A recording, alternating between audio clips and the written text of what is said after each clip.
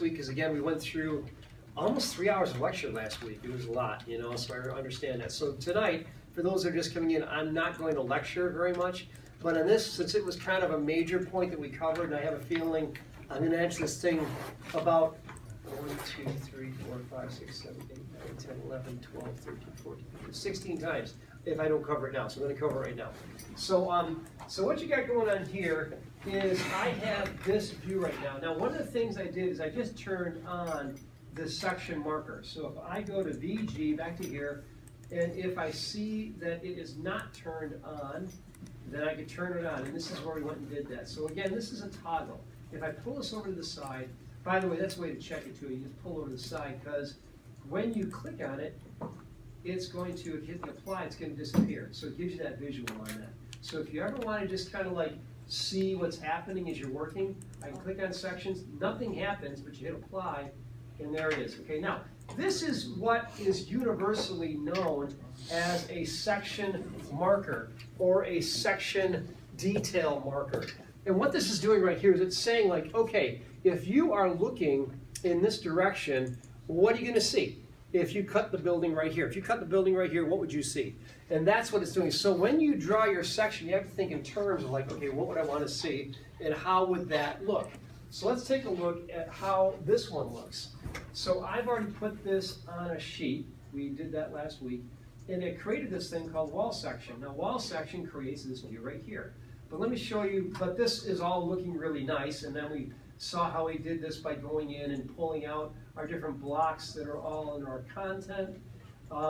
Like for instance right here, these are studs, and we saw that this is all content that's actually down here. Under properties, you got anchor bolts up in here. You've also got nominal cut lumber and so forth. So there's a lot of stuff that's out here. And that's a section view. So this is what we have. This is the result. Now what this is right here, this is actually what this view would look like if we cut the building at this angle. Yeah, question? So I was trying to do it as you were saying it, and I did the VG, and it automatically made a section view, but way over to the far right. Yeah, Can I move it? And yes, you can. Now here, let me show you how this works. It's real flexible. You just got to know what you're dealing with, because it can be a little bit tricky. So let's go back to here. Let me go back to my to this particular place. Let's look at a couple things. So if I go back to level 1, and I see, okay, what's happening right here is I am at the opposite point of the doors. Okay, so the front doors, the overhead doors are over here, and I'm kind of looking at it. So if I were to cut the building right here, I would see this roof slope. Okay, so let's look at it another way, because what's happening right now is I'm looking at it from the back view. Now the back view, that would also be known as the that view right there. That's the back. So what's happening right now is we're saying, okay, if we were standing a little in front of the back and then we're to saw this building down, what would we get? And that's the resulting view. That's what you're getting right there. So what's happening is, in this particular case, we're cutting this off right here, and so we're cutting it off, and we only want to see this much right here, and we're slicing it. And as we slice it right there, that's what gives us that view. And so that's what's happening right there. If I wanted to take a look at this right here, can I do this either? Let's see if it'll let me do it. Probably not. No, don't do that. Okay, that's basically kind of like what you're looking at, only want this detail over here. And we actually want to get the wall information. So going back to here, let's just take a look at how we do this. I've already drawn this one successfully. Let's draw another one. Let's see what happens, okay? So I've got this one. Let's say I want another section. So what you're going to do whenever you're going to make an elevation, whenever you're going to make a section, whenever you're going to make anything that's kind of view-related, you go to which of these particular ribbon tabs might I select? If I'm looking for a view item. View would be a logical place to start, okay? So we go to view, and you'll see that up under view, you've got all these different choices. We saw this right here, that's there. But there's also elevation, and then there's section. So I click on section, and it says, okay, you want to make a section? Go for it. So I said, okay, where do I want to put my section? Now, if I want to make my section right here, I can go ahead and click here and just drag it down. You see it starting to make it out. Notice that it's going to kind of lock me into 90 degrees, but it'll let me do a different angle. I want it to be 90, so just be careful as I pull it down. So I click and I drag. Okay, now you'll notice how big it is, okay? Notice how big the area is. See, all this is going to be part of that crop window. So let's see what our result is. So to go to sections, I already named this wall section, so it's section 1. Let's see what it looks like. All right, now, what we would say here is this is a good section, except for one thing. What is the problem with this? It's too much. You have too much information. So what we've learned is that Revit is really, really good about just telling you what you want and what you don't want. So how do we do that?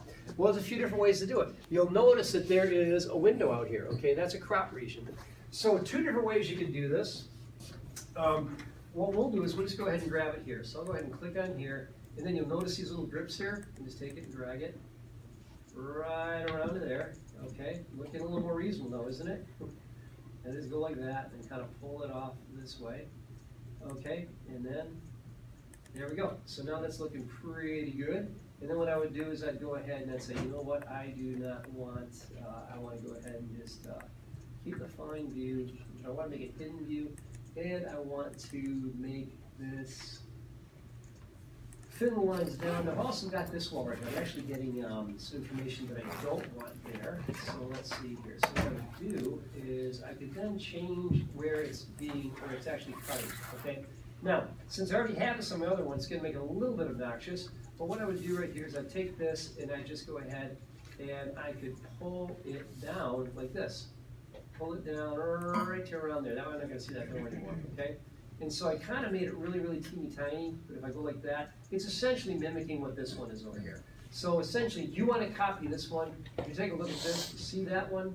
That's all I have right there. That dashed blue line is all I have for the first one. So let's go back to the second one that I just drew. Now I go back to here in section 1.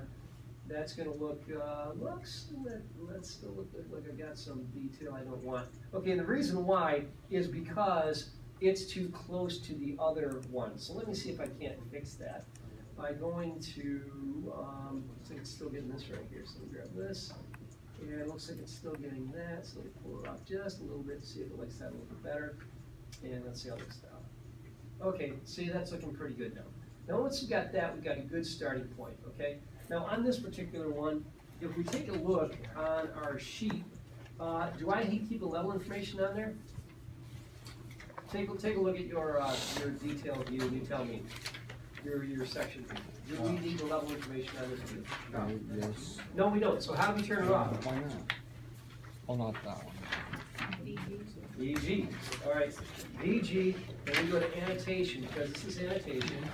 And we go down here and we say, you know what? I really don't care to see my level. So I click here. And let's see if it goes off. I clicked on here, it doesn't disappear. Oh man, Revit sucks. Well, no, I have to apply it to see what's going on there. Now that's what I want, so I did okay. So there we go. Now at this point, everything's looking like a pretty good starting point.